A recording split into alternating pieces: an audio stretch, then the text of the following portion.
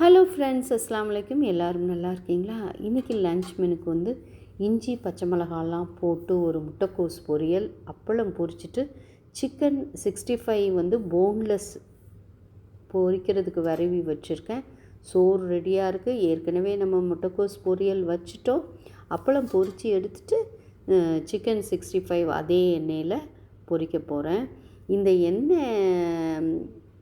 எண்ணெய் என்னென்னா குலோப் ஜாமுன் போட்டேங்க.